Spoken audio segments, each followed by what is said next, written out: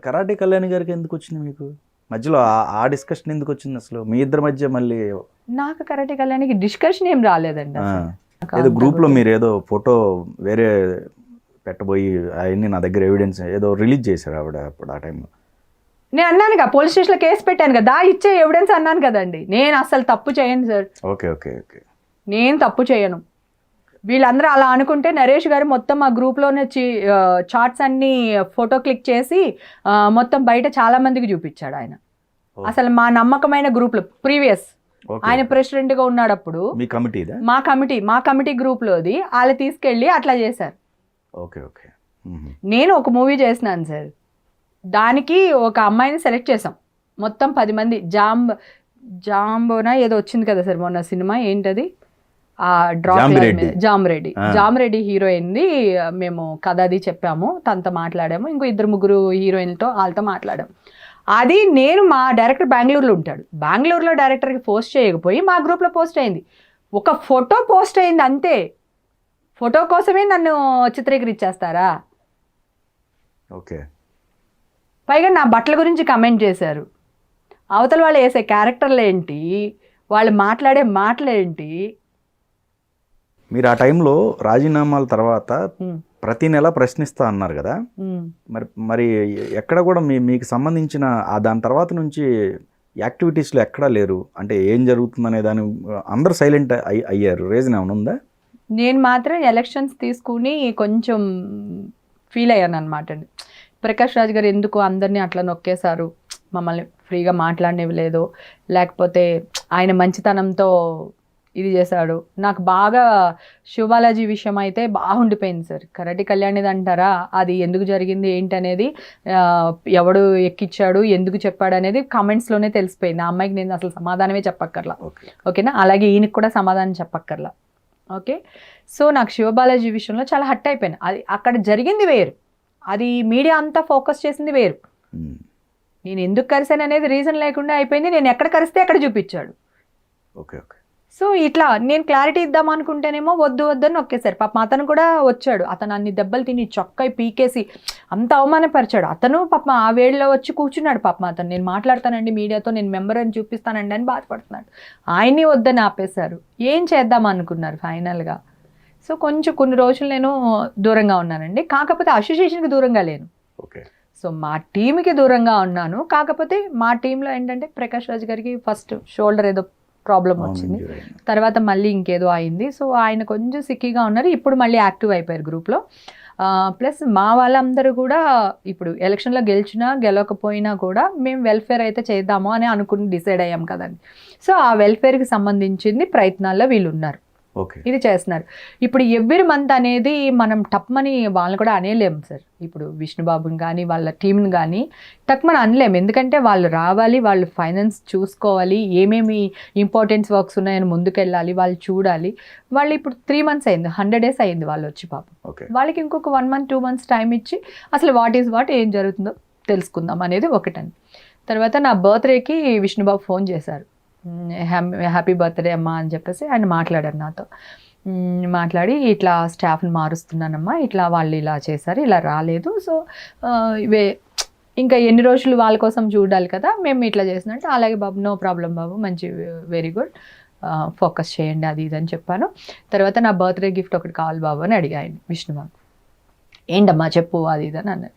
ఏం లేదు, శ్రీనిజ అనే ఆవిడని మనం బ్యాన్ చేసాం, మా కార్డు తీసేస్తున్నాము అని చెప్పాం. బికాజ్ ఆఫ్ ఆవిడ ఎమోషనల్గా మాట్లాడి కొంచెం నోరు జారింది ఆవిడ.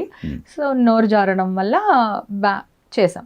కానీ ఇప్పుడు ఉన్న కండిషన్స్లో ఆవిడకి పెన్షన్ అవసరం, మెడికల్ క్లెయిమ్ అవసరం, ఆవిడకి హెల్త్ విషయంలో పాపం అస్సలు బాగాలేదు. మీరు ఆ వీడియోలో కూడా చూస్తే పాపం ఆవిడ నడిచే విధానం కానీ, ఆవిడ ఆల్రెడీ ఇంతకుముందు ఆవిడ ఇచ్చిన ఇంటర్వ్యూలు అన్నీ చూస్తే కూడా మీకు ఆవిడ గురించి తెలిసిపోతుంది. ఇప్పుడు ఆవిడకి మా అసోసియేషన్ కార్డు చాలా ఇంపార్టెంట్. నేను అది లెటర్ పెడదాం అనుకున్నా బేసిక్గా, బాబు ఇట్లా చేయండి విష్ణు ప్రెసిడెంట్ గారు సో అని పెడదాం అనుకున్నా. కాకపోతే మేము ఏ లెటర్ ఇచ్చినా ఆ లెటర్ ఆఫీస్ నుంచి బయటకు వచ్చేస్తుంది మీడియాకి. ఓకే. ఇప్పుడు మళ్ళీ ఆల్రెడీ మనకి ఈ గొడవలన్నీ అయినాయి, ఇప్పుడే కొంచెం కోలుకునే టైంలో మళ్ళీ ఇదొక ఇష్యూ అవుతుంది, ఎందుకులే అని పెట్టలేదు బాబు అని అన్నా. లేదమ్మా మీరు పర్వాలేదు, మీరు లెటర్ పెట్టండి, ఇదివరకులా కాదు, మన ఆఫీస్ నుంచి ఏది బయటికి వెళ్ళదు, సో డోంట్ వరీ, మీరు ఏం ఫీల్ అవనవసరం లేదు అది ఇదని చెప్పి, సరేనమ్మా ఇప్పుడే కదా మనం ఆవిడ విషయంలో ఇలా తీసుకున్నాం కదా, ఒక 2 months టైం ఇవ్వండి, నేను ఆవిడ కార్డు మళ్ళీ ఆవిడకి ఇచ్చేస్తాను, యాస్టీస్ మెడికల్ క్లెయిమో లేకపోతే ఆవిడకి ఏదైనా ఫంక్షన్ గురించినో ఆలోచించి తప్పకుండా చేద్దామమ్మా అని చెప్పేసి అన్నాడు. సో యాజ్ ఏ ప్రెసిడెంట్గా సో నేను చెప్పిన దానికి ఆయన కన్వెంట్ అయ్యి ఇమీడియట్గా రియాక్ట్ అయ్యాడు కనుక నాకు చాలా హ్యాపీగా అనిపించింది. First thing. సెకండ్ థింగ్, అప్పుడు చాలామందికి ఫంక్షన్స్ ఓట్ బ్యాంక్ కోసం కొంతమంది ఇతను కొంతమందిని చేర్చేశాడు ఓట్ బ్యాంక్ కోసం క్లియర్ చేసి దానికోసమని ఏమంటారు 10 మందిని 20 మందిని 20 మందిని 30 మందిని 30 మందిని 40 మందిని 40 మందిని 50 మందిని ఫంక్షన్ వాళ్ళని చేసేసాం. దీంట్లో జెన్యున్గా ఇవ్వాల్సిన కొంతమంది లేడీ క్యారెక్టర్ ఆర్టిస్టులు, ముసలాళ్ళు, అవసరమైన వాళ్ళు 3 సంవత్సరాల నుంచి అప్లికేషన్ పెట్టుకున్న వాళ్ళు ఉన్నారు. 2 years లాక్డౌన్లోని నరేష్ గారి ఇష్యూస్లోని పోయింది, వాళ్ళని చేర్చలేకపోయాం. ఇది 3rd year. ఇప్పుడు వాళ్ళకి జ్ఞానోదయం అయింది ఏంటంటే, అంటే నేను ఎంక్వైరీ చేస్తే ఫంక్షన్స్ కొన్ని రోజులు ఆపారు, ఎందుకు ఆపారు అనేది ఎంక్వైరీ చేస్తే కొంతమంది ఫంక్షన్స్ తీసుకునే వాళ్ళు జెన్యూన్ కాదు, వాళ్ళకి ఫంక్షన్స్ వస్తున్నాయి, గవర్నమెంట్ జాబ్ ఉన్నది, లేదా సొంత ఇల్లు ఉన్నవి, లేకపోతే వాళ్ళు సెటిల్ అయిన వాళ్ళు, వాళ్ళ పిల్లలు బాగానే ఉన్నారు, అలాంటి వాళ్ళు కూడా మన ఫంక్షన్ ఇస్తున్నాము, సో అవి కొంచెం క్లియర్ చేసుకుని తగ్గించుకుని మళ్ళీ చేర్చుకుంటూ పోదాము అనే ఉద్దేశంతో కొన్ని రోజులు ఆపారు అనేది తెలిసిందనమాట అండి. సో ఇట్లా ఉంది. నేనేంటంటే ఇంకొక 2 months చూద్దాం, 6 months తర్వాత ఏం చేస్తున్నారు ఏంటి అనేది బయటకు వస్తుంది డెఫినెట్గా. అలా బయటికి రానప్పుడు మనం క్వశ్చన్ చేయొచ్చు. కాకపోతే ఈవిడ ఎవరైతే ఉన్నారో ఆవిడికి మాత్రం ఇప్పుడు మెడికల్ క్లెయిమ్ ఇవి గోల్ జరుగుతుంది కనుక ఇప్పుడే విష్ణుబాబు మంచి మనసుతో ఆవిడికి ఆ మెడికల్ క్లెయిము ఆ ఇన్సూరెన్స్లో ఈవిడిని పెడితే బాగుంటుంది అనేది నా ఉద్దేశం. కానీ ఆ అబ్బాయి మాట ఇచ్చాడు కనుక తప్పకుండా చేస్తారు. అది ఏం లేదు, ఈవేళ ఈ అమ్మాయి అయింది, రేపు పొద్దున ఇంకొకళ్ళు తిట్టారా అనుకోండి, అది ఈవేళ ఈయన అయ్యారు, రేపు నేను అవ్వచ్చు, రేపు ఇంకొకళ్ళు అవ్వచ్చు, ఎవరిని పడితే వాళ్ళని ఇష్టం వచ్చినట్టు బూతులు తిట్టడం తప్పు. సో ఆయన తీసుకునే యాక్షన్ కరెక్టే, కానీ ఆ అమ్మాయి సిచ్యువేషన్ని, ఆ అమ్మాయి మెంటల్ కండిషన్స్ని కూడా మనం అర్థం చేసుకుని, హెల్త్ కండిషన్స్ని అర్థం చేసుకుని పెద్ద మనసుతో చేయమనగానే డెఫినెట్గా చేస్తానమ్మా అని మాట ఇచ్చారు. సో అందుకని అంతవరకు నాకు హ్యాపీ. ఇంకా మిగతా విషయాలు ఏం జరుగుతుంది ఏంటనేది గ్రౌండ్ వర్క్గా నేను వెళ్ళి చూడలేదన్నమాట. ఇంకా అంటే ఇప్పుడే వచ్చారు కదా, సో ఇంకొక 2 months వాళ్ళకి టైం ఇస్తే వాళ్ళే బయట పెడతారు ఏమేమి చేస్తున్నామని. లేదు అంటారా ఏం జరుగుతుంది అనేది మనమే అడిగి క్వశ్చన్ చేసి తీసుకోవచ్చు. ఈ లోపల వాళ్ళని క్వశ్చనించే ముందు మేము చేయాల్సిన పని ఏంటంటే, మేము వెల్ఫేర్ చేద్దామని అనుకున్నాం, డిసైడ్ అయ్యాం. మేము వెల్ఫేర్ ఏం చేస్తున్నాము, ఎట్లా చేస్తున్నాము అనేది ఒక సిచ్యువేషన్ క్రియేట్ చేసుకుని ఆ వెల్ఫేర్కి సంబంధించిన ప్లానింగ్స్ అవన్నీ మా తరపు నుంచి మేము చేసిన తర్వాత ఇంకొకరిని క్వశ్చన్ చేస్తే బాగుంటుంది అనేది నా ఉద్దేశం. సో ఈ మధ్యన అందరు కలుస్తున్నాము, ఈ మధ్య అందరికీ అంటే ఆయనకి ప్రకాష్ రాజ్ గారు అంతా ఫ్రీ అయిపోయారు, సో నార్మల్ అయిపోయారు. ఇప్పుడు మా గ్యాంగ్ అంతా కూర్చుని ఇప్పుడు ఏం చేయాలి ఏంటి అనేది ఇప్పుడు ప్రస్తుతానికి డిసైడ్ చేసుకుని, మాకు బ్రీతింగ్ ప్లేస్ కావాలి కదా సార్. అందరూ దెబ్బలు పడ్డాము, అందరూ హట్ అయ్యాము, అందరూ ఫీల్ అయ్యాము, ఇమ్మీడియట్గా బయటకు వచ్చేయాలి, వాళ్ళు బ్లేమ్ చేసేయాలి, వాళ్ళ మీద బురద చల్లాలని కూడా మేము అనుకోవట్లేదు. వాళ్ళకి టైం ఇస్తున్నాం. ఆ టైంలో కూడా చెయ్యకపోతే డెఫినెట్గా మాకు రైట్ ఉంది మేము అడగడానికి. ఇదివరకంటే అపోజిషన్లో మేము ఉన్నాం కనుక మేము ఏ పని చేయనివ్వలేదని మా మీద బ్లేమ్ చేశారు, రైట్? ఇప్పుడు మరి ఇంకేంటి, మీరే అన్నీని. సో రాజా తలుచుకుంటే దెబ్బలకి కరువా అన్నట్టు, సో మీరు ఏదైనా చేయగలుగుతారు. ఇప్పుడు వెల్ఫేర్కి ఏం చేస్తున్నారు, ఎట్లా చేస్తున్నారు, ఫండింగ్ ఏం చేస్తున్నారు. ఇప్పుడు ఆల్రెడీ ఉన్న ఫండింగ్లోంచి విష్ణుబాబు డబ్బులు ఏం తీయను, నేనే చేస్తానని అన్నారు. సో అది కూడా చూద్దామండి, ఫండింగ్లో తీస్తున్నారా, వీళ్ళు ఏదన్నా తీసుకుని వచ్చి చేస్తున్నారా అనేది కూడా చూడాలి. సో ఒక గెలవడం కోసం దిగజారకూడదు అనేది మాత్రమే నా ఉద్దేశం. అది విష్ణుబాబు గెలుపులో విష్ణుబాబుది 40% తన మంచితనమో ఎడ్యుకేషనో లేకపోతే తన కలుపుగోలుతనమో పక్కన పెడితే 60% మాత్రం మోహన్ బాబు గారి కష్టం, మోహన్ బాబు గారు కృషి విష్ణుబాబు విజయంలో బాగా కనపడుతున్న విషయం అండి ఇది. సో ఓకేనా, అంతవరకు కరెక్ట్. కానీ ఈ దిగజారుడు రాజకీయాలు చేసిన ఈ వ్యక్తులు ఎవరైతే ఉన్నారో, సో కాల్డ్ శివాలజీ కానీ నరేష్ గారు కానీ, అది తప్పు అంటున్నా.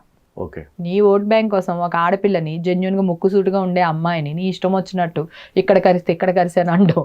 ఇదంతా ఫూలిష్నెస్గా అనిపిస్తుంది కదా అండి. సో నాకేమనిపిస్తుంది, ప్రకాష్ రాజ్ గారిని ఎదిరించి నేను ఛానల్కి వెళ్ళలేకపోయాను, నేను ఇది కాదు జరిగింది ఇది అని చెప్పలేకపోయాను. సో నాకు కొంచెం హట్టింగ్ ఉండింది. ఒకవేళ గారు ప్రకాష్ రాజ్ గారి మనసులో హేమ నిజంగానే కలిసింది, అనవసరంగా నాకు బ్యాడ్ అయ్యాను అని ఆయన మనసులో ఏమన్నా ఉందో కూడా నాకు తెలియదు. అటు కీడెంచి మేడెంచమన్నారు. ఏం జరుగుతుందనేది నా మొహంలో ఆయన చెప్పలేడు, ఆయన మొహంలో నేను చెప్పలే. ఆయన సైలెంట్గా ఉన్నారు, నేను నాకు సైలెంట్గా ఉన్నా. ఇప్పుడు మళ్ళీ అందరూ ఈ 2-3 months తర్వాత అందరూ మళ్ళీ రియాక్ట్ అవుతున్నారు, అందరూ మళ్ళీ గ్రూప్లోకి వస్తున్నాము. సో మళ్ళీ దారిలో అంటే గ్రూప్గానే ఉంది, హాయ్ హలోలు గుడ్ మార్నింగ్లు జరుగుతూ ఉన్నాయి. మెయిన్ ఇష్యూ, మెయిన్ ఫోకస్ చేయాల్సిన విషయం ఇంక ఇక్కడి నుంచి జరుగుతుంది అనమాట. సో కొంచెం అందరూ బయటపడ్డాం. ఓకే ఓకే ఏం చేద్దాం, నెక్స్ట్ ఫోకస్ ఏంటి? ఇప్పుడు నేను చెప్పిన కొంతమంది ఆడవాళ్ళు ఉన్నారు సార్, వాళ్ళకి జెన్యున్గా కంపల్సరీ ఇప్పుడు మెడికల్ క్లెయిమ్ అవసరం అండ్ వాళ్ళకి నెల ఇచ్చే పెన్షన్ అవసరం. ఒకవేళ అక్కడ కనుక వాళ్ళని యాడ్ చేయకపోతే ఆ పెద్దవాళ్ళని, సో 2-3 కంపల్సరీ, 3 అయితే కంపల్సరీ నా పేర్లతో సహా తెలుసండి. ఇంకొకళ్ళు 2 ఉండొచ్చు, జెంట్స్ ఒక 2 లేడీస్, వాళ్ళని యాడ్ చేసుకుంటే హ్యాపీ అండి.